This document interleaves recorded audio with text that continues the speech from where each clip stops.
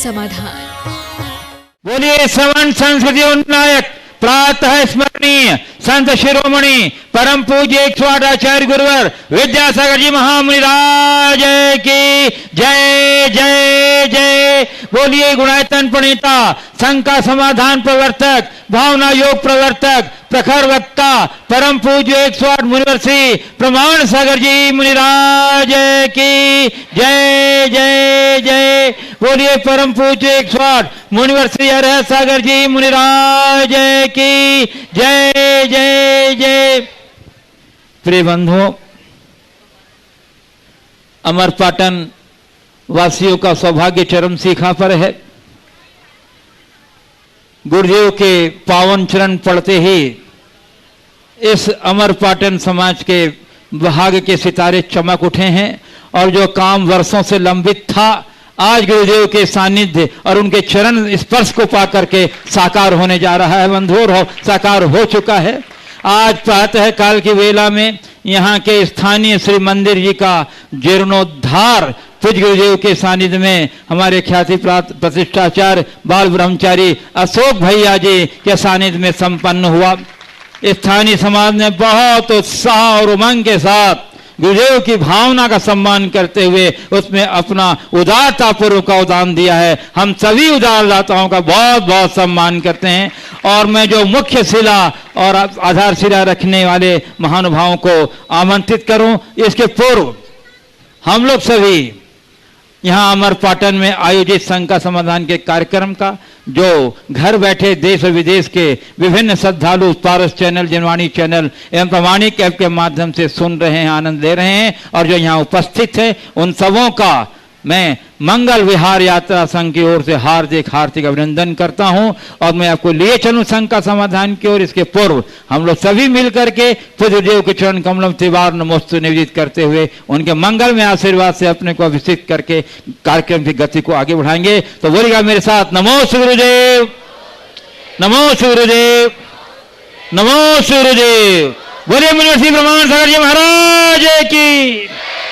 तो मैं आपसे चर्चा कर रहा था जीर्णोद्धार की और उसमें जिन्होंने मुख्य शिला रखने का सौभाग्य प्राप्त किया है, आधारशिला, मुख्य आधारशिला जिन श्री मंदिर जी का, यहाँ के अमरपाटन के यशस्वी अध्यक्ष श्री विनोद जी जैन सपरिवार कृपया अपने स्थान पर सपरिवार खड़े होकर के गुरुदेव के चरण कमलों में अपना आशीर्वाद ग्रहण कर लें और आप इनकी उदारता का और इनका सम्मान तालियों के अवदान के द्वारा कीजिए बंधु।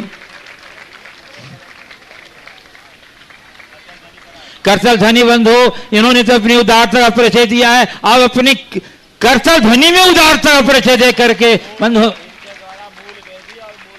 दोहरा सौभाग्य प्राप्त किया है। मुख्य आधारशिला तो रखी ही है और मुख्य वेदी को भी, जो मूल वेदी होगी मूल नायक भगवान के, उसको भी विराज स्थापित करने का सौभाग्य प्राप्त किया है। आपके हम ये दोहरे सम्मान का बहुत बहुत सम्मान करते हैं बंधु। आपकी उदारता या आपके यशस्वी जीवन का प्रतीक बनेगा। निश्चित ही यह गुरुदेव के परम मंगल में आशीर्वाद का आपको देन है।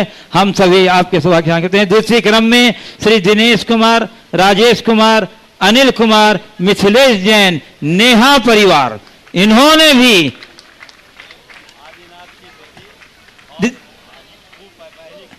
पहली कूर्मशिला और आदिनाथ भगवान की वेदी को स्थापित करने का सौभाग्य प्राप्त किया है। उनसे भी मेरा अनुरोध है कि नेहा परिवार, समस्त नेहा परिवार अपने स्थान पर खड़े हो जाए और खड़े होकर के गुरुदेव के चरणों में आशीष प्रदान कर ले और आप अपनी तालियों में उदारता में कमी मत आने दीजिए बंधु। और दूसरे कूर्मशिला को रखने का सौभाग्य प्राप्त किया है श्री केवल चंद जी जैन सपरिवार। श्री केवल चंद जी जैन सपरिवार ने कृपया खड़े हो जाएं अपने स्थान पर सपरिवार। और तीसरी कूर्मशिला को रखने का सौभाग्य प्राप्त किया है श्री साहिल जैन, सुनील जैन, सप्पू भैया परिवार। जोरदार अभिनंदन बंधु, सभी अपने स्थान पर खड़े हो जाएं। हम आपके यशस्वी जीवन की मंगल कामना करते हैं। आप साहिल जैन तीसरे नंबर में तीसरी कूर्मशिला रखने का सौभाग्य प्राप्त किया है। श्री साहिल जैन, सुनील जैन और सप्पू भैया सपरिवार हम आपके उदारता सम्मान करते हैं और आप अपनी तालियों का अवदान देकर सम्मानीय गरिमा को बढ़ाई बंधु। और चौथी कुर्मशिला को रखने का सौभाग्य प्राप्त किया है अभय कुमार, आशीष जैन, भोलू भैया सब परिवार। क्या खड़े हो जाएं और उनके चरणों में श्रीफल भेंट करके आशीर्वाद ग्रहण करें। बंधुओं निश्चित ही हाँ बंधुओं, चौथे क्रम में जो अभय कुमार जी, आशीष जी जैन और भोलू भैया है, इन्होंने भी दोहरा सौभाग्य प्राप्त किया है। एक कुर्मशिला तो रखा ही है, लेकिन पूरे मंदिर के शिखर का कलश भी रखने का सौभाग्य इन्होंने प्राप्त किया। शिखर का, बहुत सॉरी, क्षमा कीजिए, शिखर को स्थापित करने का सौभाग्य प्राप्त किया है।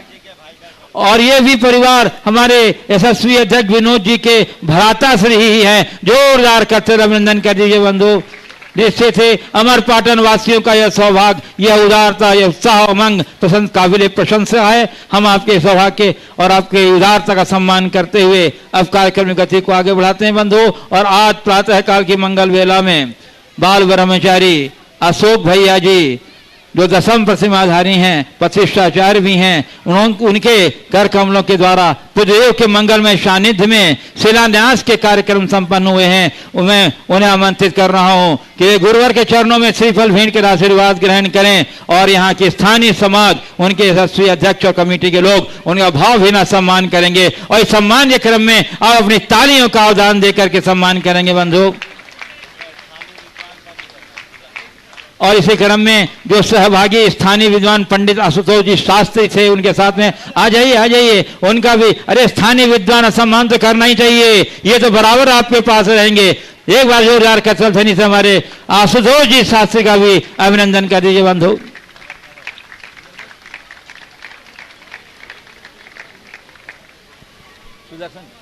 बंधुओं, और आज अत्यंत प्रसन्नता है, मुझे विशेष प्रसन्नता है कि शंका समाधान के संचालक, पूर्व संचालक श्री पंडित सुदर्शन जी टिकव है पिंडरई से पधारे हैं। गुरुवर चरणों में श्रीफल। चलिए इसी के साथ अब मैं कार्यक्रम की गति को आगे बढ़ाता हूं। और भी जिन लोगों की व्यस्तता है और संघ का समाधान कार्यक्रम तो आप जानते हैं लिमिटेड होता है, इसलिए और जिन महानुभावों ने भी जिस तरह का भी अनुदान उदारता दिया है उन सबका सम्मान करते हैं। और बंधुओं, और अत्यंत प्रसन्नता है कि आज अमरपाटन की धरती पर हमारे गुणायतन परिवार का वृद्धि हुआ है। और हमारे गुणायतन परिवार से स्थानीय श्री अमिता जी जैन, धर्मपत्नी श्रीमती श्री सुनील कुमार जी जैन, साहिल जैन, ये गुणायतन के परिवार से जुड़े हैं ट्रस्टी के रूप में। निश्चित थे आपके लिए हम गुणायतन परिवार से और आपका हर, और इन्होंने कुर्मशिला भी रखी है बंधुओं, और वेदी भी रखने का सौभाग्य प्राप्त किया है। हम आपका जोरदार अभिनंदन करते हैं। और इनके अभिनंदन के लिए मैं आमंत्रित कर रहा हूं गुणायतन परिवार की ओर से गुणायतन ट्रस्टी श्री राजकुमार जी गुल्ली सतना और गुणायतन ट्रस्टी संरक्षक मंत्री श्री प्रदीप जी संध्या टिकमगढ़ आए। हाँ, प्रदीप संध्या भदौरा संरक्षक भी हैं, मंत्री भी हैं, गुणायतन के टीकमगढ़ से बता रहे हैं। श्रीमती अमिता जैन, सुनील कुमार जी जैन और साहिल जैन अमरपाटन परिवार का स्मृति चिन्ह देकर के सम्मान कर रहे हैं। इसमें आप अपनी तालियों का भी इस प्रति अवदान देकर सम्मान कर दीजिए बंधुओं।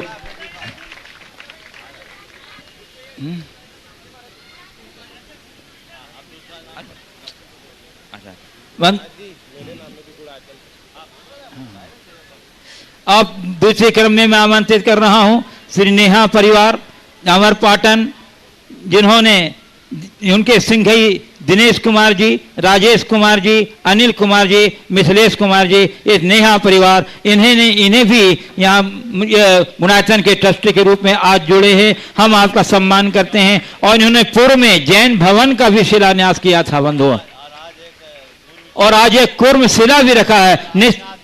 और आदिनाथ की बेटी, इनके तीन सौभाग्य इनके साथ जुड़ा हुआ है। हम आपके यशस्वी दीर्घ जीवन की कामना करते हैं। गुणायतन परिवार की ओर से सम्मान करने के लिए मैं आमंत्रित कर रहा हूं धन्य कुमार जी जैन बंटू सतना गुणायतन ट्रस्टी, श्री लखपाल जी बजाज गुणायतन ट्रस्टी पाटन और श्री लप्पू जैन सतना जो सतना समाज के कोषाध्यक्ष भी हैं, वो सम्मान करेंगे।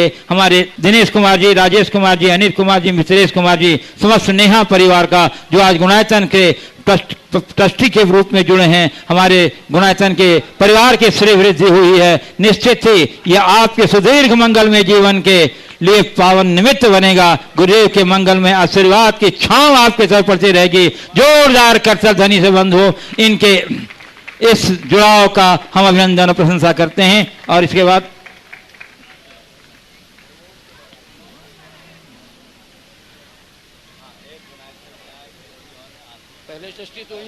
बंधुओं, एक पूर्व से यहाँ गुणायतन के ट्रस्टी हैं श्री आशीष जी जैन और उनके पिता श्री आशीष जैन और उनके पिता श्री यहाँ उपस्थित हैं। कृपया आ जाइए और गुरुवर के चरणों में श्रीफल भेंट करके आशीर्वाद ग्रहण कर लीजिए। सब परिवार श्री आशीष जी जो ये पूर्व से हैं, हमें बड़ी प्रसन्नता है कि अमरपाटन में एक से बढ़कर के 3 ट्रस्टी हो गए हैं। बंधु बहुत बहुत ये अमरपाटन, ये गुरुदेव के चरणों का प्रताप है बंधु, जो आपको ये सौगात मिल रही है। गुरुदेव जहाँ जाते हैं वहाँ के समाज का सितारा बुलंद हो जाता है, चाहे कटनी हो, चाहे बंद हो, चाहे गोसलपुर हो, चाहे पनागर हो, चाहे जबलपुर हो, जहां जहां जाते हैं वहां धूम मचाते हुए आपके अमरपाटन में भी धूम मच रही है। जोरदार करतल ध्वनि से अभिनंदन कर दीजिए बंधु हमारे यहाँ सब ट्रस्टियों का। और अब मैं आपको लिए चलता हूं संघ का समाधान की ओर, और प्रथम प्रश्न के लिए मैं उस सौभाग्यशाली नेहा परिवार के आदर्श जैन को मैं आमंत्रित कर रहा हूं प्रथम प्रश्न के लिए। और उसके बाद तैयार रहेंगे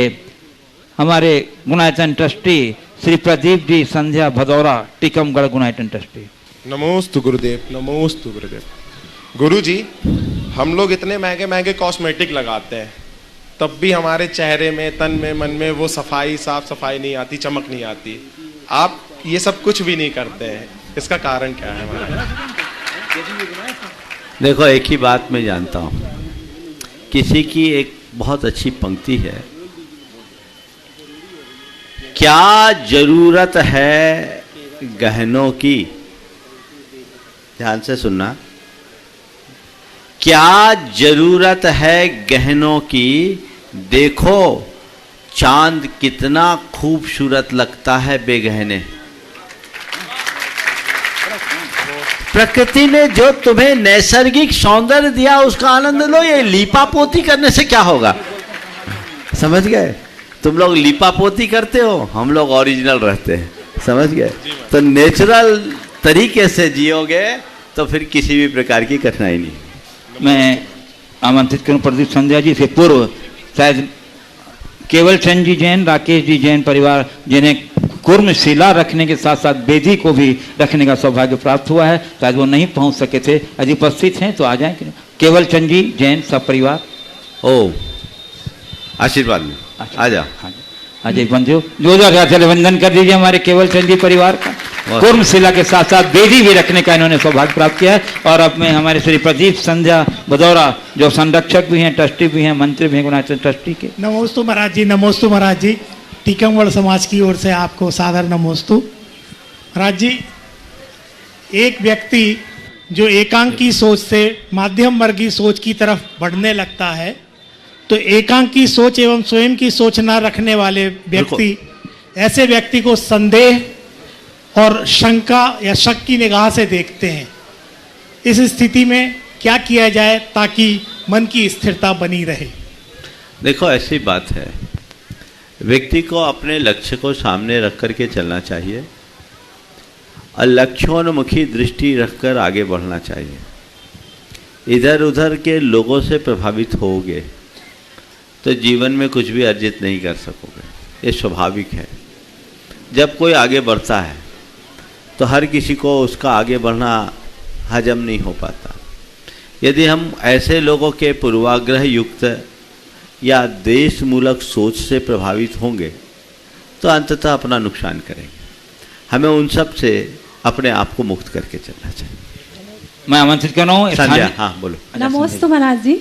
महाराज श्री, जो लौकिक ज्ञान होता है वो तो बहुत आसानी से मिल जाता है, लेकिन आध्यात्मिक ज्ञान की उन्नति के लिए हम स्वाध्याय को किस तरह इंटरेस्ट से कर सकते हैं ताकि आपके सामने आध्यात्मिक और आगम सम्मत शंकाओं को रख सकें और उसका समाधान पा सकें? देखिए, लौकिक ज्ञान के लिए परिश्रम की जरूरत है और आध्यात्मिक ज्ञान के लिए जागरण की जरूरत है। आत्म जागरूकता आते ही आध्यात्मिक ज्ञान हो जाता है। आपने जिस ज्ञान की बात की यथार्थ व आध्यात्मिक ज्ञान नहीं है, वो तो केवल सूचनाओं का संग्रह है। हम चीज़ों को पढ़ ले और जाने ले, ये बहुत बड़ी बात नहीं। जिसकी आत्मा अंदर से जागृत हो जाती है उसके ज्ञान के कोश अपने आप उद्घाटित हो जाते हैं, फिर ज्ञान के झरने झरने लगते हैं और यथार्थ अंदर से अध्यात्म का प्रकाश प्रकट हो गया तो फिर शंका बचेगी नहीं, केवल समाधान रहेगा। मैं आमंत्रित कर रहा हूँ स्थानीय विद्वान पंडित आशुतोष जी शास्त्री और उसके बाद श्रद्धान जैन अमर पाटन, जो कल शायद नहीं आ पाए थे किसी कारण से। नमोस्तु महाराज जी, नमोस्तु महाराज जी, नमोस्तु महाराज जी। महाराज जी, ना अरिहंतों का समव शरण ना देखी हमने सिद्ध सलाह, ना अरिहंतों का समव शरण ना देखी हमने सिद्ध सलाह, यह सभा आपकी समव शरण, ये ध्यान सलाही सिद्ध सलाह, यह सभा आपकी समव शरण। महाराज जी, आज दुनिया भर में आपके माध्यम से लाखों जिज्ञासुओं के शंकाओं का समाधान होता है। हम उस पल को भी जीना चाहेंगे निश्चित रूप में किसी न किसी भाव में कि जब आप तीर्थंकर की गद्दी पर विराजमान होंगे और हम सभी आपके समोसरण में जाकर के अपनी पिपाशाओं को शांत करेंगे। जिज्ञासा हमारी यह है महाराज जी कि वर्तमान में भौतिकतावाद बहुत ज्यादा चरम पर है और आध्यात्मिकता नगण्य है। हम क्या करें कि भौतिकता के साथ आध्यात्मिकता का तालमेल ऐसा बन जाए कि भौतिकतावादी आध्यात्मिकता के साथ अपना परस्पर संबंध बना लें। नमोस्तु गुरुदेव। देखो, सबसे पहली बात तो तुमने जो भावना व्यक्त की है वो तुम्हारी भक्ति है, पर मुझे तीर्थंकर बनने की कोई चाह नहीं है, मुझे तो केवल तरने की चाह है। समझ गए? तो हमारा उद्धार हो, हमें यही भाव रखना चाहिए। बाकी जिस जीव का जो भवितव्य होता है वही होता है, न हमें हमारा पता न तुम्हें तुम्हारा पता। क्या पता कब किसकी बारी आगे लग जाए। रहा सवाल आध्यात्मिकता और भौतिकता के मध्य तालमेल बनाने का, जरूरत है आध्यात्मिक दृष्टि को जगाने की। अगर व्यक्ति के अंतरंग में आत्मदृष्टि प्रकट हो जाए, आध्यात्मिक दृष्टि उद्घाटित हो जाए, तो उसके जीवन में वह सब कुछ घटित हो सकता है जिसको वो चाहता है। और ऐसा नहीं है कि जो व्यक्ति आध्यात्मिक होता है वो भौतिक संसाधनों का प्रयोग नहीं करता। यदि देखा जाए तो चक्रवर्तियों के पास इस संसार का सर्वोत्कृष्ट भौतिक संसाधन होता है, लेकिन वो उससे अलिप्त रहता है। समझ गए? वो सबके बीच रह कर के भी अपने में रमता है, उसकी दृष्टि बिल्कुल अलग बन जाती है और वही पृथक दृष्टि उसके जीवन का पथ प्रशस्त करती है। तो हमें हेय और उपादेय का विवेक रखना चाहिए, कर्तव्य और अकर्तव्य का ज्ञान होना चाहिए, सार और असार की पहचान होनी चाहिए और आत्मा अनात्मा का बोध होना चाहिए। यदि ये जग जाए तो सब बातें स्वतः घटित हो। नमस्ते महाराज। श्रद्धान जैन और उसके बाद तैयार रहेंगे सीए पराग जैन, पलक जैन। नमस्ते महाराज जी, मेरा प्रश्न ये है कि हम लोग नमोकार मंत्र गलत पढ़ते हैं तो हमारी मम्मी बोलती है पाप पड़ता है, लेकिन अंजन चोर ने पूरा नमोकार मंत्र गलत पढ़ा तो उसे मोक्ष धारण क्यों हुआ? उसे पाप नहीं लगेगा क्या? देखो, बहुत अच्छी बात की है, बहुत अच्छा सवाल। देखो, जो बहुत सारा ज्ञान रखता है वो गलत करे तो गलती है, और जिसको कुछ भी ज्ञान नहीं उससे गलत हो जाए तो उसके लिए माफ़ है। समझ गए? अंजन चोर को ज्ञान नहीं था, उसको मंत्र पर श्रद्धान था, उसे इतना विश्वास था कि ये मंत्र सही काम करेगा, इसलिए काम हो गया। तो जब अब तक हमको ज्ञान नहीं तब तक गलत पढ़ने में कोई दोष नहीं। अब ज्ञान हो गया तो हमें सही पढ़ना है, जान करके गलत नहीं करना। सीए पराग जैन, पलक जैन, अमर पाटन। उसके बाद तैयार रहना अन्या जैन, अमर पाटन। नमोस्तु महाराज जी, नमोस्तु महाराज जी, नमोस्तु महाराज जी। गुरुवर, मेरा प्रश्न मासिक धर्म को लेकर है, जो कि एक विज्ञान की देन है और जैन धर्म में इसके बारे में काफ़ी दोष और दुष्परिणाम बताए हैं, जैसे कि घर की रिद्धि सिद्धि भ्रष्ट होना, बुद्धि भ्रष्ट होना या घर में अशांति आना। परंतु महाराज जी, अदर समाज में भी जिस प्रकार हमें ग्रस्त जीवन मिला है उस प्रकार उन्हें भी मिला है, मानव जीवन उन्हें भी मिला है। तो उस समाज में क्या इस चीज़ का कोई दोष या प्रभाव नहीं पड़ता? और समाज में इसके प्रति काफ़ी भ्रूण विचार हैं, कई लोग कहते हैं मानना चाहिए, कहीं नहीं। तो मैं चाहती हूँ आप इसे दूर करें। देखिए, इस विषय में मैंने अनेक बार प्रकाश डाला है और इसकी उपयोगिता के विषय में तो मैं इतना ही कह दूंगा कि जब पहले मैंने इस पर प्रकाश डाला उसमें लोगों ने अपने जो कमेंट्स दिए, उसमें सैकड़ों लोगों ने अपने कमेंट्स में ये दिया कि जब तक हम इसका पालन नहीं करते थे तब तक स्थिति कुछ और थी, और जब हमने पालन करना शुरू किया तो हमारे शारीरिक, मानसिक और कुछ परिवारों ने अपने परिवार की आर्थिक स्थिति में भी परिवर्तन बताया। एक प्रक्रिया है, मानता हूँ ये स्वाभाविक प्रक्रिया है, शारीरिक प्रक्रिया है, पर मल है। जैसे हमारे शरीर के अंदर मल भरा हुआ है, लेकिन मल जब बाहर निकलता है मलमूत्र के रूप में तो हम उसकी शुद्धि करते हैं। जब तक हम अशुद्धि रखते हैं तब तक दूर रहते हैं।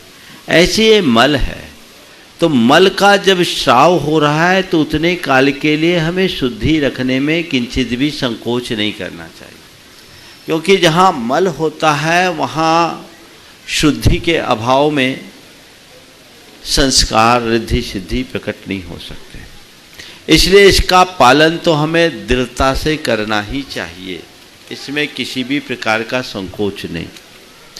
रहा सवाल कि कैसे होगा काम, तो ये व्यवस्था हमारे देश की कितनी अच्छी कि कम से कम महीने में 3 दिन महिलाओं को कंप्लीट रेस्ट दिया जा रहा है, ऐसे मौके में जब उनका हरासमेंट हो रहा है।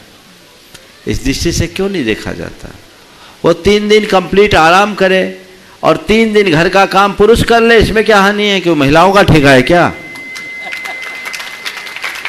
क्या पुरुष नहीं कर सकते?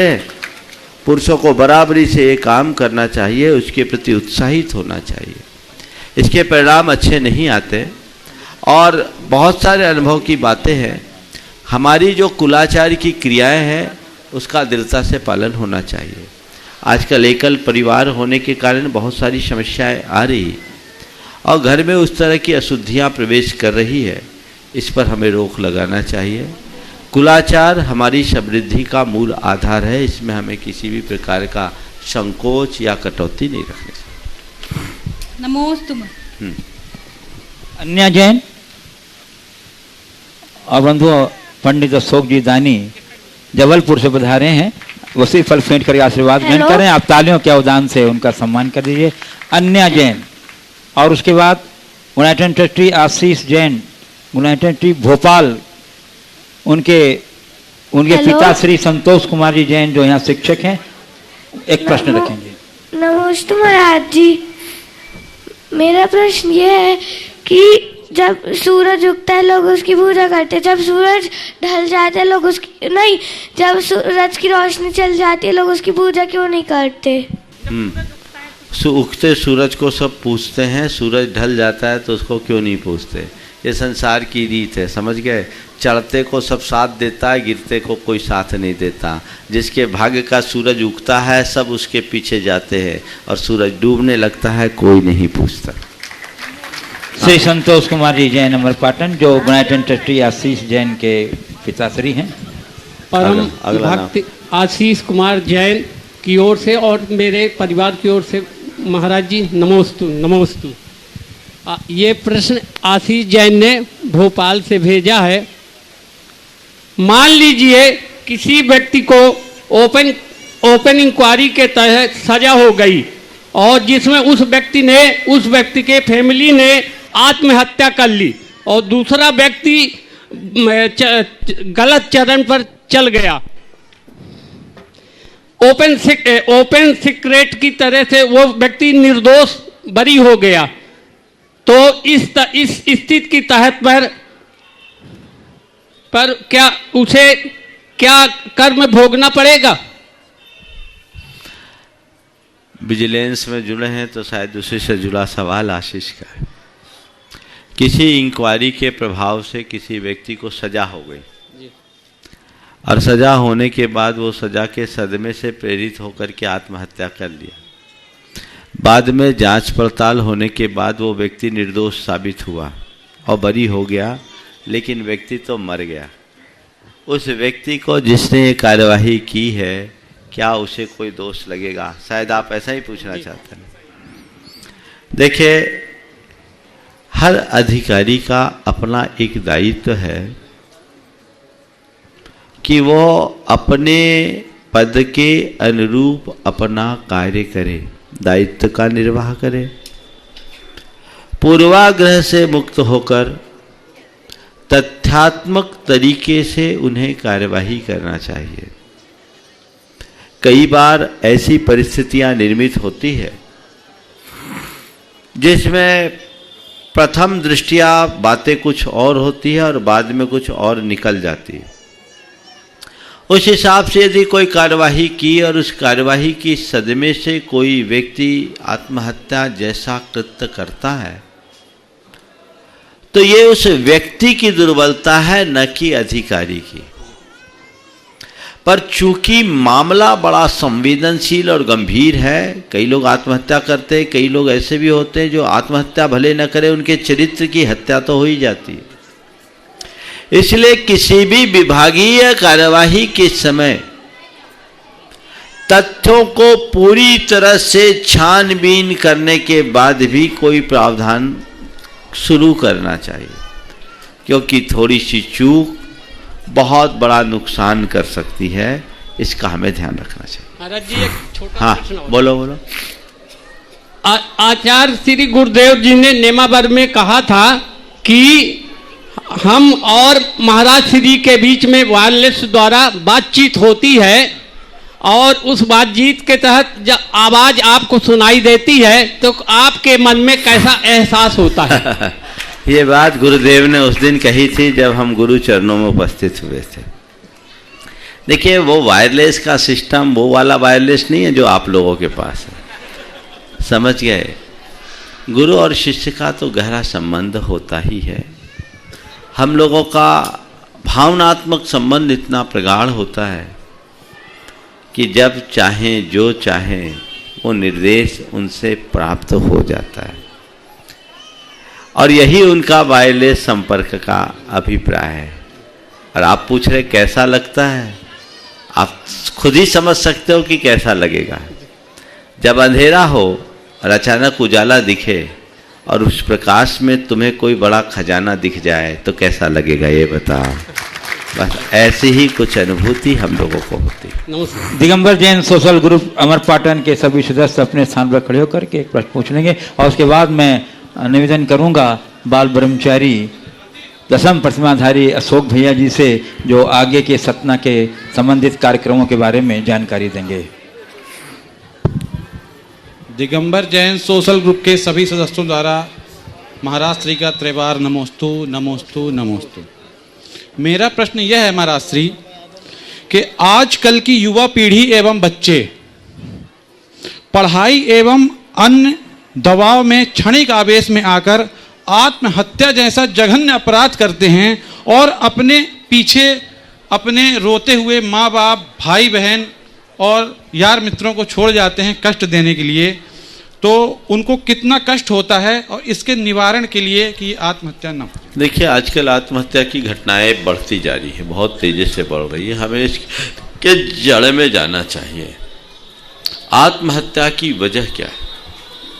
सहनशीलता का भाव, भौतिक आकांक्षाओं की अभिवृद्धि, जरूरत से ज़्यादा अपेक्षा और आपसी संबंधों में खटास। ये चीज़ें ऐसी हैं जिनके पीछे लोग आत्महत्या जैसा कुकृत्य कर बैठते हैं। हमें लोगों को प्रारंभ से ही आध्यात्मिक स्तर से इतना मजबूत बनाना चाहिए कि उनकी सहनशीलता बढ़े, भौतिक आकांक्षाएं मंद हो, जरूरत से ज़्यादा महत्वाकांक्षा न हो, अपेक्षाओं को कम कर सके, तो अपने जीवन को आगे बढ़ा सकेंगे। जो लोग आत्महत्या जैसा कृत्य करते हैं उन्हें सोचना चाहिए, क्या आत्महत्या किसी समस्या का समाधान है? ये तो एक प्रकार का पलायन है। आत्महत्या करके तुम इस जीवन को समाप्त करोगे, पर अपने कर्मों को तो नहीं कर पाओगे ना। कर्म तो भवभावांतर में तुम्हारा पीछा करेंगे, फिर तुम्हारी समस्या और ज़्यादा जटिल होगी। समझ गए? एक युवक परीक्षा में थोड़े कम मार्क्स लाया, सुसाइड करने के लिए जाने लगा, नदी में छलांग लगाने ही वाला था कि तभी उसे एक संत का दर्शन हो गया। संत ने उससे पूछा क्या बात है? बोले मैं आत्महत्या कर रहा। बोले क्यों? बोले मेरा रिजल्ट बिगड़ गया। तो उन्होंने कहा क्या बात है, फिर से केजी में जाने की इच्छा है क्या? तुम रिजल्ट बिगड़ गया तो मर रहे हो, तो फिर से केजी 1 में जाओगे? ये क्या है? ये कोई समाधान नहीं है। समाधान अंदर से होता है। इसलिए आध्यात्मिक दृष्टि लाओ। जीवन में चाहे कैसी भी जटिलतम स्थिति क्यों न बने, अपने आप को अंदर से मजबूत बना के रखो। और व्यक्ति को सहन करना चाहिए, आशावादी होना चाहिए, सकारात्मक सोच लेकर के चलना चाहिए, आत्मविश्वास से लवरेज रहना चाहिए और ये सोचना चाहिए चाहे कितनी भी विषम परिस्थिति निर्मित क्यों ना हो, रात के बाद प्रभात जरूर होगा। रात लंबी हो सकती है पर शाश्वत नहीं। थोड़ा सा धैर्य मन में धार ले तो ऐसी समस्याएं नहीं हो। नमोस्तु गुरुदेव। बाल ब्रह्मचारी दसम प्रतिमाधारी अशोक भैया जी जो आगे के सतना के कार्यक्रमों के बारे में अपना जानकारी देंगे। उसके बाद यहाँ उपस्थित हैं पंडित अशोक जी दानी जबलपुर, जो अनेक मंदिरों के निर्माण के कार्य से संलग्न हैं। बोलो देवादिदेव 1008 आदिम तीर्थंकर श्री आदिनाथ भगवान की, परम शांति विधायक श्री शांतिनाथ भगवान की, चिंतामणि श्री पार्श्वनाथ भगवान की, वर्तमान शासन नायक श्री महावीर भगवान की, 24 तीर्थंकर भगवंतों की, संत शिरोमणि 108 आचार्य गुरुवर श्री विद्यासागर जी महामुनिराज की, पूज्य मुनिवर श्री प्रमाण सागर जी महाराज की, पूज्य मुनिवर श्री अरह सागर जी महाराज की, पूज्य मुनिद्वय का गुरु चरणों से सिद्धों के धाम तक की इस यात्रा में आप सभी लोग आनंद ले रहे हैं, आनंद लूट रहे हैं। और अमरपाटन के भक्तगण भी इस आनंद में सम्मिलित हुए हैं। आदिनाथ भगवान के जिस मंदिर की भूमिका अनेक वर्षों से यहाँ की समाज के दिलों और दिमाग में सजी हुई थी, पूज्य मुनिवर के अल्प प्रवास पर, अल्प प्रवास कहें या ये कहें कि मात्र 10-12 घंटे के अंदर ही उस मंदिर के शिलान्यास से लेकर के शिखर तक की सारी तैयारियां पूर्ण हो चुकी हैं और उसके दानदातार भी हो चुके हैं। ये आदिनाथ भगवान के ही चरणों का चमत्कार है। पूज्य मुनिवर सतना की इस धरती पर, जहां पर पूज्य मुनिवर का मंगल पावन वर्षायोग संपन्न हुआ और वे परमाणु आज भी उस स्थान पर विद्यमान हैं, ऐसे अतिशयकारी शांतिनाथ भगवान के पावन श्री चरणों में 4 दिन का तो घोषित प्रवास है ही। ये घोषित है तारीख के हिसाब से, लेकिन वहां के भक्तों के पुण्य पर और जितने दिन का प्रवास उनके लिए मिल सकेगा। तो 6 तारीख को प्रातःकाल पूज्य महाराज श्री का मंगल आहार चर्या दयोदय गौशाला में संपन्न होगी। प्रवचन भी प्रातःकाल का दयोदय गौशाला से ही संपन्न होगा। दोपहर को ठीक 1:30 बजे सतना नगर में पूज्य महाराज श्री का मांगलिक प्रवेश होगा और शंका समाधान का कार्यक्रम भी 6 तारीख को पावर हाउस से, सतना में ही पावर हाउस मैदान से शंका समाधान का कार्यक्रम संपन्न होगा। 7 फरवरी, 8 फरवरी और 9 फरवरी को श्री नेमिनाथ भगवान की, जो कि शांतिनाथ भगवान की ही वेदिका के समीप में बहुत लंबे समय से विराजमान है, नेमिनाथ भगवान को उनकी मूल वेदी पर स्थापित करने का कार्यक्रम है वेदी प्रतिष्ठा के रूप में। 7, 8 और 9 तारीख को, 7 तारीख को प्रातः जप स्थापना, ध्वजारोहण, घट यात्रा, पात्र शुद्धि, इतना ही मात्र कार्यक्रम होगा। दोपहर को 12 बजे से 3 बजे के बीच में इंद्र प्रतिष्ठा और याग मंडल विधान संपन्न होगा। प्रारंभिक वेदी शुद्धि की जो क्रियाएं हैं वो 7 तारीख को ही होगी। 8 तारीख को प्रातःकालीन वेदिका, नवीन वेदिका संस्कार क्रिया वहां पर संपन्न की जाएगी और वेदिका संस्कार के साथ साथ ही प्रातःकाल पूज्य महाराज श्री का मांगलिक प्रवचन पावर हाउस मैदान से ही होगा। और प्रतिदिन 3 दिन का प्रवचन पावर हाउस से होगा और शंका समाधान का कार्यक्रम भी वहीं पर होगा। और 9 तारीख को नेमिनाथ भगवान को उनकी मूल नबेन वेदगा पर विराजमान किया जाएगा। साथ ही अतिशयकारी शांतिनाथ भगवान के महामस्तकाभिषेक का भी कार्यक्रम है, लेकिन उसकी घोषणा पूर्ण रूपरेखा के साथ में कल के कार्यक्रम में की जाएगी कि उनका महामस्तकाभिषेक कब संपन्न होगा। देखिए, अमर पाटन वालों का भाग निश्चित रूप से बहुत प्रबल है, इसमें कोई चर्चा नहीं है।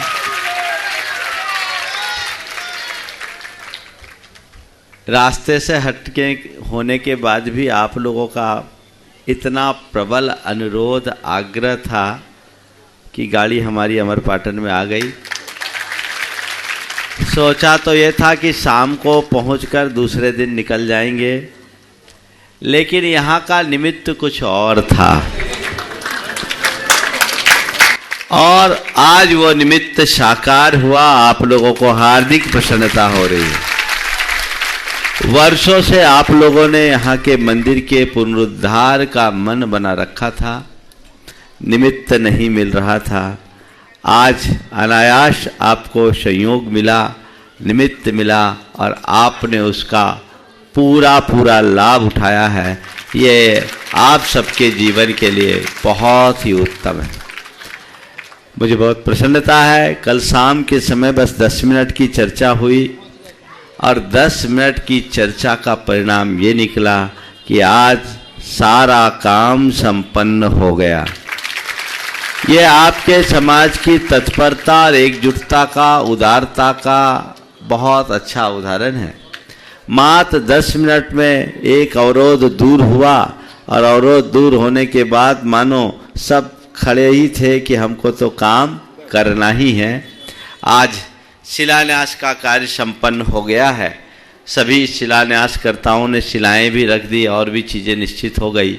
अन्य अनेक परिवारों ने अपनी अपनी तरफ से बहुत अच्छा योगदान भी दिया है। बस मैं समाज को यही आशीर्वाद दूंगा कि शिलान्यास तो कराया है, शिलान्यास करने के बाद जल्दी कलशारोहण की तैयारी करो। शीघ्र इस जिनालय का भव्य रूप निर्माण करो। कहाँ है विनोद जी? हाँ ठीक। पूरी कमेटी यहाँ एक बार खड़ी हो जाए, जितनी यहाँ की कमेटी है, और यहाँ हमसे अलग से बात कर लेंगे।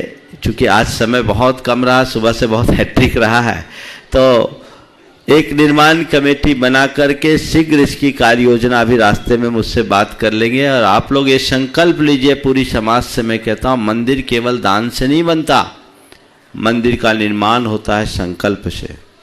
तो पूरी समाज को आज एक संकल्प लेना है कि जब तक हमारे मंदिर का कलशारोहण नहीं हो जाएगा तब तक के लिए एक एक चीज का त्याग, सबको अपनी अपनी शक्ति अनुसार त्याग करना है।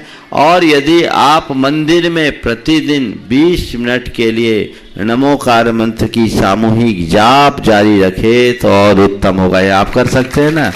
ये जब तक हमारे मंदिर का शिखर नहीं हो जाए, कलश न रख जाए, तब तक के लिए जितने भी लोग हो, आप लोग अपने समय और सुविधा से आज से ही वो क्रिया शुरू कर दीजिए। शाम के समय में भगवान के चरणों में बैठकर नमोकार मंत्र का सामूहिक पाठ, ये विशुद्धि ही आप सबके जीवन को फलवान बनाएगी। जिन परिवारों ने आगे आकर इसके शिलान्यास में भागीदारी की है, बेदियों के लिए अपना भाव रखा, उनको और अन्य परिवारों को मैं आशीर्वाद देता हूं। और जो अभी जिनसे संपर्क नहीं हो पाया या जो मन नहीं बना पाए, उनका भी मन बन जाए, इसके लिए आशीर्वाद देता हूँ। चलिए। पंडित अशोक जी दानी जबलपुर, और उसके बाद तैयार रहेंगे शिवेंद्र बहादुर सिंह, गोरसरी हाउस, अमरपाटन। बोले आचार्य परमेष्ठी गुरुदेव विद्यासागर महाराज की और आप लोगों के उदासीन आवाज की। ऐसा लग रहा है जैसे सारे के सारे लोग उदासीन आश्रम से आए हैं। हाँ, लगना चाहिए किसी संत के चरणों में विराजमान है तो आवाज ही पूरी बुलंद होना चाहिए। बोले परम पूज्य 108 प्रमाण सागर महाराज की, परम पूज्य 108 अरय सागर महाराज की। गुरुदेव के पावन चरणों में नमन करते हुए, गुरुदेव अनेक मंदिरों के निर्माण के पश्चात एक ही भावना हमारे अंदर में लगभग 7-8 वर्षों से संजोई हुई है। अमरपाटन के आदिनाथ भगवान का जो अतिशय चमत्कार है वो मैंने साक्षात देखा है। उसके पहले चमत्कार देखा है तो छोटे बाबा का देखा है। छिंदवाड़ा के पंचकल्याणक में जब मैं कुछ नहीं था और गुरुदेव के मैंने चरण पखारे तो गुरुदेव ने मुझे पंडित जी कह दिया। वह दिन का था, आज दिन है। गुरुदेव के बाप ब्रह्म शब्द ब्रह्म हुए हैं, वह चरितार्थ हुए हैं। ये सब गुरुओं की अनुकंपा है। और गुरुदेव आप कहते कि यहाँ ले आए हैं, मैं तो मुझे तो ऐसा लग रहा है आदिनाथ भगवान के मंदिर का निर्माण का काल आ गया था, इसलिए भगवान ने आपको यहाँ बुला लिया है। सवाल करो जल्दी। हाँ गुरुदेव, बस एक ही भावना है कि अनेक अनेक जो आपके भव्य जी यहाँ विराजमान होते हैं, अनेक प्रश्नों को लेकर हमारे आपके प्रति कोई शंका नहीं है, एक जिज्ञासा अवश्य है कि व्यक्ति पाप कोई करता है और फल किसी को मिल जाता है। ये कौन सा दुर्भाग्य होता है उस पाप करने वाले का या उस कार्यकर्ता का होता है जो पाप ना करे तो भी पाप का फल इसे प्राप्त हो जाता है। देखिए, निमित्त नैमित्तिक संबंध है। कई बार पाप करता कोई है, फल किसी को मिलता, करता एक है, भोगता अनेक है। ये पाप में भी होता है और पुण्य में भी होता है। एक व्यक्ति अच्छा काम करे, पूरे खानदान का नाम होता है, और एक व्यक्ति कोई बुरा कार्य करे, पूरा खानदान बदनाम होता है। ये निमित्त नैमित्तिक संबंध है। इसके पीछे हम कोई और विशेष कारक की बात नहीं कर सकते। है ये बात सत्य है कि सब कोई अपने अपने किए का ही फल भोगते हैं, लेकिन कुछ चीज़ें ऐसी होती है जो सामूहिकता के साथ जुड़ती है। इसे निमित्त नैमित्तिक संबंध कहते हैं। एक करता है, भोगते नहीं। श्री शिवेंद्र बहादुर सिंह, गोरसरी हाउस, अमरपाटन। और उसके बाद तैयार रहेंगे श्री राम किशोर साहू, श्री राम शरणम परिवार, अमरपाटन। श्री सतगुरुदेव के चरणों में सत सत नमन। ये ऐसा अनुभव होता है कि हम संसारी जीव के बद्ध जीवों को मुक्त करने के लिए गुरुदेव जी अमरपाटन पधारे हैं। ऐसा हम लोगों का परम सौभाग्य है। गुरुदेव जी, एक शंका है, हम मेडिटेशन कर रहे हैं 3 साल से, पर कोई उपलब्धि नहीं मिल रही है। कोई ऐसा उपाय बताएं जिससे हम लोग भी उसमें सफलता प्राप्त करें। देखिए, आप मेडिटेशन अपने मेंटल पीस के लिए कीजिए, अपने मन की शांति के लिए ध्यान कीजिए। बाकी सब चीज़ें भूल जाइए, उपलब्धियों को दिमाग से हटा दीजिए। मन की शांति का अभ्यास कीजिए। जब मन शांत हो जाएगा तो आपकी क्षमता अपने आप असाधारण रूप से बढ़ेगी, और अपनी बढ़ी हुई मानसिक क्षमता के बदौलत आप वह सब अर्जित कर लेंगे जिसके आप हकदार हैं। श्री राम किशोर जी साहू, श्री राम शरणम परिवार, अमरपाटन। और उसके बाद याद रहेंगे श्रीमती सविता जैन, अमरपाटन। परम पूज्य गुरुदेव जी के श्री चरण कमलों में श्री राम शरण परिवार की ओर से कोटि कोटि बार नमन वंदन करता हूँ। उन बार मेरा नमन स्वीकार कीजिएगा। हे गुरुदेव, रामायण में लिखा है जन्मत मरत दुसह दुख होई। जन्मत मरत दुसह दुख होई। इस मृत्यु के भय से कैसे बचा जाए? और जन्म का दुख तो हमें पता नहीं है, मृत्यु का भय जरूर लगा रहता है। एक जगह रामायण में ही, यहाँ तक मानव को नहीं, देवताओं को भी मृत्यु का भय बना रहता, मृत्यु के दुख का भय बना रहता है। जैसे कि शंकर जी की पूर्व पत्नी सती जी शंकर जी से विनती करती हैं कि हे समदर्शी, सुनिए प्रभु करिए सुबेग उपाय, होए मरण जहि बिनहि श्रम, दुसह विपत्ति विहाय। इस दुख से दुख न हो और मेरी मृत्यु हो जाए। तो हे गुरुवर, ज्ञान तो नहीं है, परंतु मृत्यु के भय से हम भी भयभीत हैं। इसके निवारण का उपाय बताइएगा। देखिए, मृत्यु का जो भय है वो अपने आप में कुछ नहीं, जीवन का अनुराग ही मृत्यु के भय को उत्पन्न करता है। जिन लोगों के मन में जीवन के प्रति जितना प्रगाढ़ मोह होता है, उनके हृदय में मृत्यु से उतना अधिक डर होता है। जिसने जीवन की सच्चाई को जान लिया, जीवन की नश्वरता को पहचान लिया और आत्मा की अमरता को जान लिया, उसके लिए मृत्यु मात्र एक घटना है, डरने जैसा कुछ है ही नहीं। जैसे हम पुराने कपड़े को छोड़कर नया कपड़ा पहनते हैं तो कभी मन रोता है क्या? कपड़ा बदल रहे हैं। तो जैसे हम वस्त्र बदलते हैं हमारा मन खुश रहता है। कुछ नहीं, ये कपड़ा फटा कपड़ा बदल कर अच्छा कपड़ा बदल लिए, कोई फर्क नहीं पड़ता। ऐसी मृत्यु तो केवल चोला के परिवर्तन की एक प्रक्रिया है। न मेरा जन्म है न मेरी मृत्यु है, समझ गए? ना हम देहो न मैं मृत्यु, समझ गए? मैं देह नहीं हूं, मैं मृत्यु नहीं।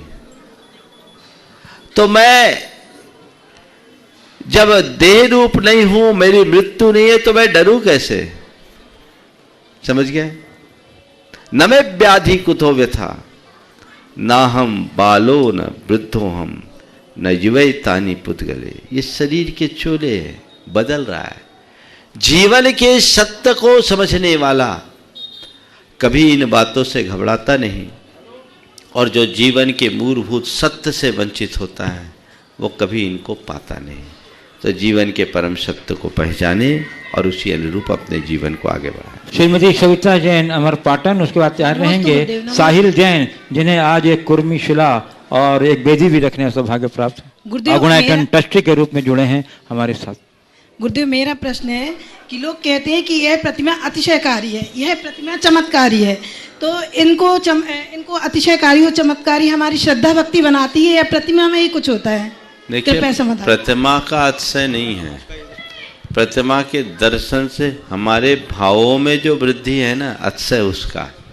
हम प्रतिमा के तो दर्शन करते ही नहीं, हम तो भगवान के दर्शन करते हैं, और हमें भगवान के दर्शन करके भगवान के अतिशय का आनंद लेना चाहिए।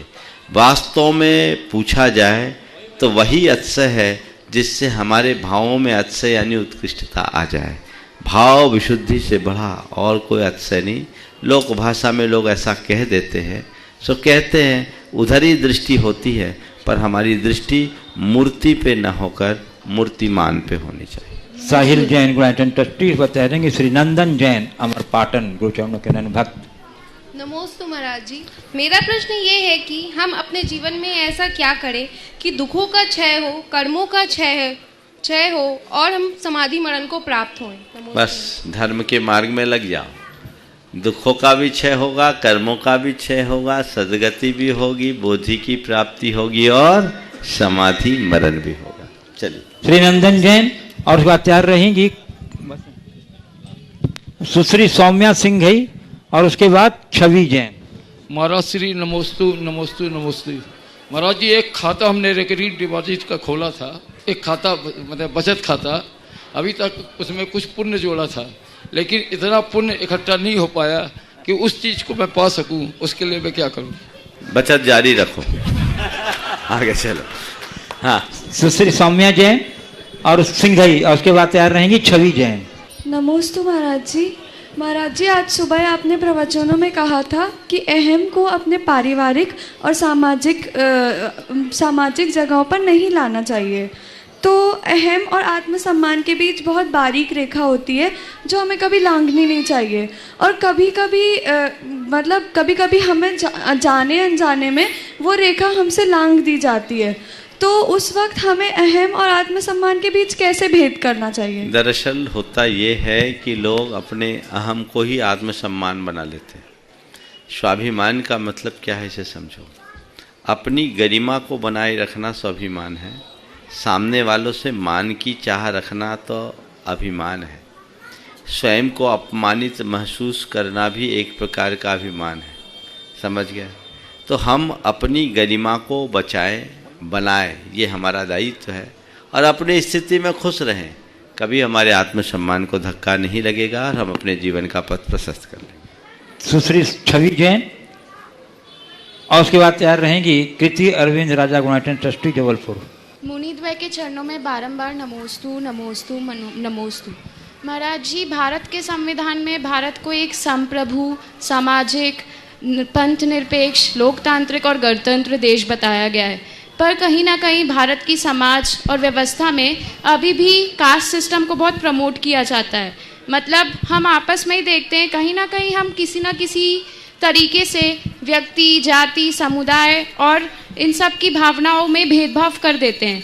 तो महाराज जी हम ऐसा क्या करें कि मतलब अगर हम मानव समान हैं, हमारा धर्म भी एक ही है अकॉर्डिंग टू कॉन्स्टिट्यूशन, तो फिर ऐसा भेदभाव क्यों होता है? देखिए, धर्म एक है ऐसा कहना ठीक नहीं है। हमारा कॉन्स्टिट्यूशन कहता है हम सेकुलर हों यानी पंथ निरपेक्ष हों। पंथ निरपेक्षता का आशय हमें गहराई से समझना चाहिए। पंथ निरपेक्ष होने का मतलब ये नहीं कि सब पंथों को एक माने। पंथ निरपेक्ष होने का मतलब केवल ये है कि पंथों के नाम पर आपस में लड़ाई न लड़े। जहाँ तक जातियाँ और संप्रदायों की बात है, धर्मों और पंथों की बात है, ये भारत की पहचान है। विभिन्न जातियों से, विभिन्न भाषाओं से, विभिन्न प्रांतों से, विभिन्न धर्मों से, विभिन्न पंथों से भारत की विविधता का पता लगता है। और अनेकता में एकता भारत की मूलभूत संस्कृति रही। इसलिए जाति होना, पंथ होना, धर्म होना, संप्रदाय होना, अलग अलग होने में कोई बुराई नहीं है। बुरी बात है जातीयता, जातिवादी मानसिकता, सांप्रदायिकता बुरी है, पंथवादिता बुरी है, धर्मांधता बुरी है। हमें उनसे बचना चाहिए।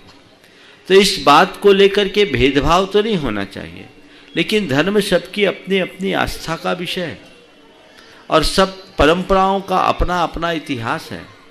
तो जिसकी जैसी आस्था, जिसकी जैसी श्रद्धा, उसके अनुरूप वो उसका अनुपालन करे। हम संविधान के बल पर या कानून के बल पर सब धर्मों को एक नहीं कर सकते। हाँ, सब धर्मियों को एक मंच पर जरूर रखा जा सकता है। नहीं महाराज जी, जैसे अपने कॉन्स्टिट्यूशन में एक जगह सेकुलर होने का कहा गया है, वही दूसरी जगह समाज में, जातियों में रिजर्वेशन दिया गया है। बता रहा हूँ, ये व्यवस्थाएं अगर की गई, रिजर्वेशन भी एक अच्छी भावना से की गई थी, क्योंकि हमारे समाज के नीचे की पंक्ति में रहने वाले लोगों को आगे लाने का एक अच्छा उपाय था। अब ये बात अलग है कि आज वो पूरा राजनीतिक रंग ले लिया, इसलिए अब उस पर बहुत सारे सवाल उठते हैं। पर यदि किसी को रिजर्वेशन की कैटेगरी में रखा गया है तो जातिवाद को बढ़ाने के लिए नहीं रखा गया। आज विडंबना ये है कि संविधान की मूल भावना के विरुद्ध लोग इस तरह का कार्य करते हैं, उससे हमारी समाज की स्वस्थ छवि खराब होती है। हमें इस तरह की मानसिकता से अपने आप को बचाना चाहिए। कुमारी कृति अरविंद राजा गुणाटेट जबलपुर, पत्यारंग रसिल वर्धन सिंघई जबलपुर। गुरुवर के चरणों में त्रिवार नमोस्तु नमोस्तु नमोस्तु। गुरुवर, आज आपने प्रवचन में कहा था कि परिवार में प्रेम भाव होना चाहिए, अहम भाव होना नहीं चाहिए। अगर परिवार में ऐसे भाव हैं तो ऐसे रिश्ते हमें कैसे निभाने चाहिए? देखिए, अहम है तो हम अपने प्रेम से उस अहम का अंत करें, आपस में बैठें। कई बार ऐसा होता है कि परिवार में आपस के बीच में एक दीवार होती है। वो दीवार पारदर्शी होती, दिखती नहीं, कांच की दीवार जैसी, और वो हमें एक नहीं होने देती। वह दीवार है हमारे ईगो की, उसे हमें ढहाना चाहिए। अगर लोग अपने अहंकार को थोड़ा कम करने लगे तो बहुत फर्क पड़ेगा। कई बार ऐसा लगता है कि हमें लगता है सामने वाला अहंकारी है, तो हम भी अहंकारी बन जाते हैं। वो अगर अहंकारी है तो हम विनम्र बन जाएं, हम झुक जाएं, कोई एक झुके। हमारा लक्ष्य आपस के सामंजस्य का होना चाहिए, खींचतान का नहीं। यदि ऐसा हो तब समरसता आती, और ऐसा न हो तो जीवन में बहुत सारी उलझनें आ जाती है। हमें समरसता बनाकर चलना चाहिए। रशिल वर्धन सिंघई जबलपुर, तैयार रहेंगी बाल ब्रह्मचारिणी आस्था जैन, प्रतिभा श्रीपुर छात्रा, सतना की ब्राह्मी सुंदरी। कहाँ रशिल? नमोस्तु महाराज जी। महाराज जी, मेरा प्रश्न यह है कि क्या जैन धर्म ही सर्वोपरि है अन्य धर्म से? और मेरा दूसरा प्रश्न यह है कि हमारी जैन आबादी क्यों कम होती जा रही है, इसका शंका का समाधान करें। देखिए, जैन धर्म ही सब धर्मों से सर्वोपरि है ऐसा मैं नहीं कहता, लेकिन जो भी अपने धर्म का पालन करे उसे यही मान करके करना चाहिए कि मैं सर्वोपरि, समझ गए? तभी वो जैन धर्म का पालन कर सके, अपने धर्म का पालन कर सकेंगे, समझ गए? अगर दूसरी दृष्टि से देखा जाए तो जैन होने का मतलब है अपने आप को जीतना, अपने विकारों को जीतना, अपने दोषों और दुर्बलताओं को जीतना। और जब तक हम अपने दोष और दुर्बलता को नहीं जीतते अपना कल्याण नहीं कर सकते। इसलिए ये हमारे जीवन की श्रेष्ठता का आधार है। जैन आबादी के कम होने के अनेक कारण हैं और उन कारणों पर मैंने अनेक बार प्रकाश डाला है। आज समयाभाव के कारण अधिक विस्तार नहीं दे रहा हूँ। बोलो। बाल ब्रह्मचारी आस्था जैन प्रतिभाशाली द्वय मुनि राजों के चरणों में त्रिबार नमोस्तु। मुनि श्री, ऐसा कहा जाता है कि एक चावल के बराबर भी अगर हम जिन प्रतिमा को विराजमान करते हैं तो उसका सातिशय पुण्य होता है। आज हमारे मंदिर का पुनर्निर्माण हो रहा है, तो यहाँ पर हम सभी को जन जन को कैसी भावना भाना चाहिए और क्या पुरुषार्थ करना चाहिए कि मंदिर के निर्माण में हमारा जीवन का भी निर्माण हो सके। बहुत सुंदर।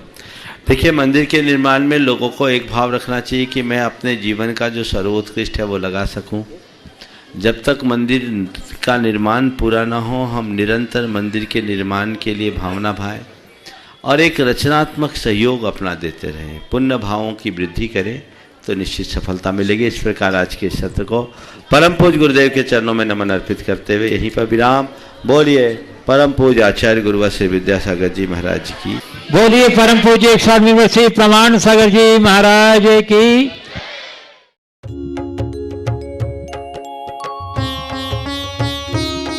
शक का समाधान,